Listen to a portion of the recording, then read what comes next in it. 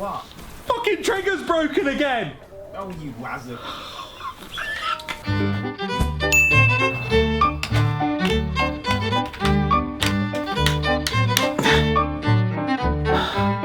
Snapped! Hello, welcome to GameGazm. I'm Bren, and today I want to talk to you about the PlayStation 4 Dualshock. Now, I don't know if you got the same problem as me, but I keep breaking the R2 trigger, and I know a few people on the internet have been having the same problems.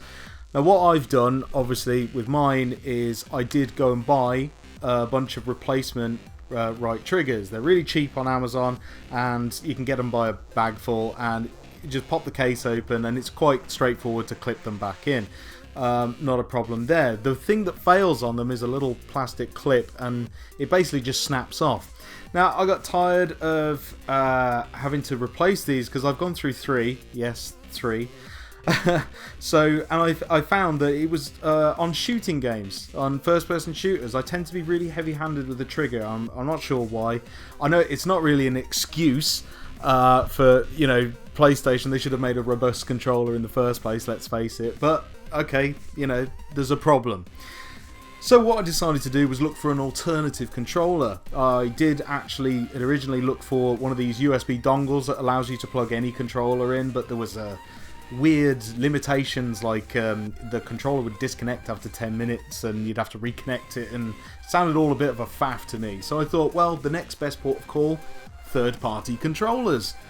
Now, there isn't that many on the market for the PlayStation 4 at the moment, as you might imagine. I mean, the PS4's got a lot of functions in it, like the light bar and the touchpad, that makes third-party controllers a bit of an issue. But HORI has come up with this, which is the HORI FPS Plus. Now, it's designed for first-person shooters. You'll notice it doesn't have a light bar, so that's a downside straight away, but it does have the touchpad and it works perfectly.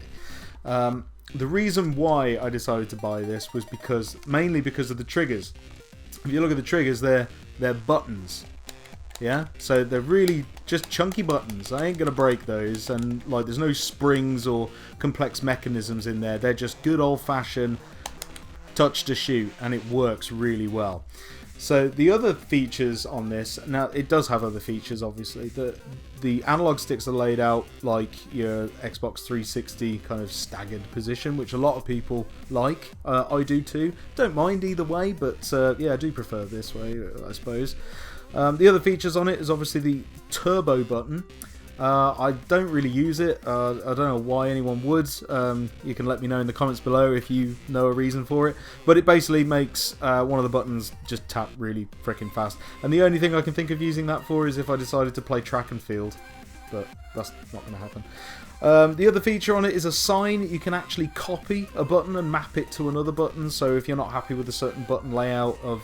Or one of the games might have a button layout where some of the buttons aren't used, and you decide that, well, I actually like those buttons, so you can copy like the circle button over to the square button if you so wish. It's got all the other functionalities of the, you know, it's got all the other buttons, the clicky sticks. It's lightweight because it's wired, so there's no battery in there. There's also no vibration function in there, but like you're not really going to need that too much. The other really cool thing about this is it's got this hidden little target trigger just underneath. Now what this does, and I was really wowed when I figured this out. Basically, when you're aiming in a game, you can have the sensitivity in the game like really high. So like when you're running around, looking around for stuff, like you got the, you know, you can really look around. But when you want to zone in, when you spot your enemy and you want to shoot them, you kind of need a little bit more control, and you don't want the stick to be going all over the place. So what this does is you press that and it instantly switches your sensitivity right down. So the stick then slows right down so you can nail your target and boom, headshot.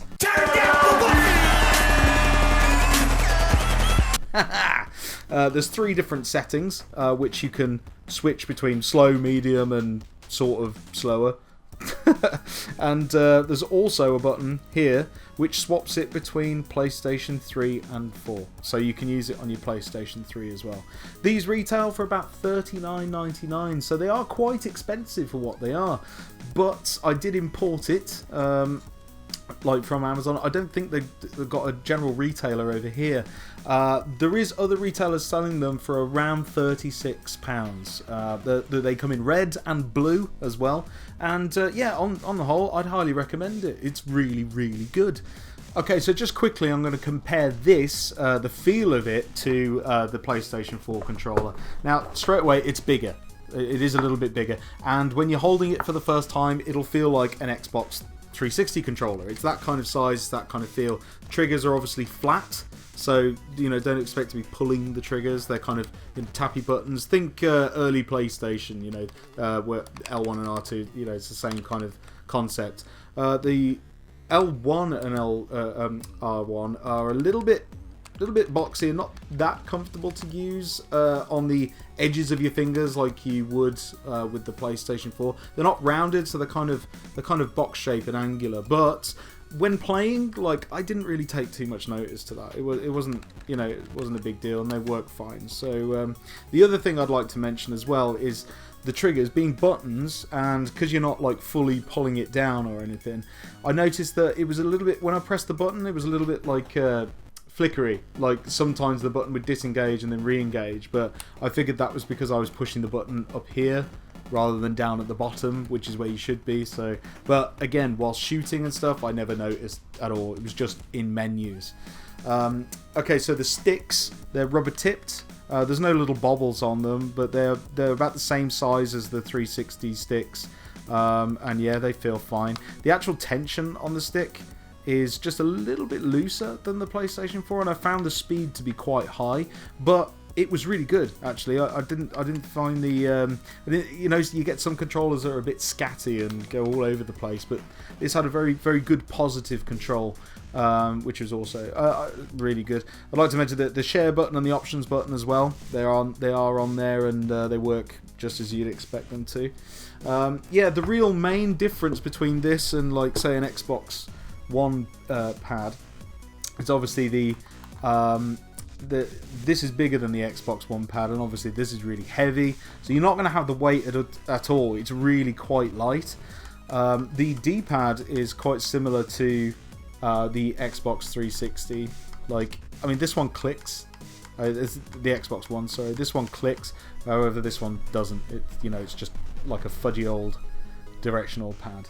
But yeah, so the main difference is lighter, the sticks are a little bit faster, and there's no bobbly bits on the rubber, but they are rubber tipped. So yeah, that is the major differences between the pads. But yeah, like I said, a great pad. If you're looking for a third-party pad and you're fed up of breaking your triggers all the time or various other problems, then you can't go wrong with the HORI FPS Plus. Also, yeah, last thing to note, the cable on it's 3 meters, so you don't have to sit next to your telly when you're playing, which is really nice. So you can sit back, crack a beer, and have a good old time. But I found this absolutely perfect for Destiny, and I'm sure there's plenty of other uses as well, like for Battlefield, Battlefront coming out as well. That's going to be good. The old Star Wars.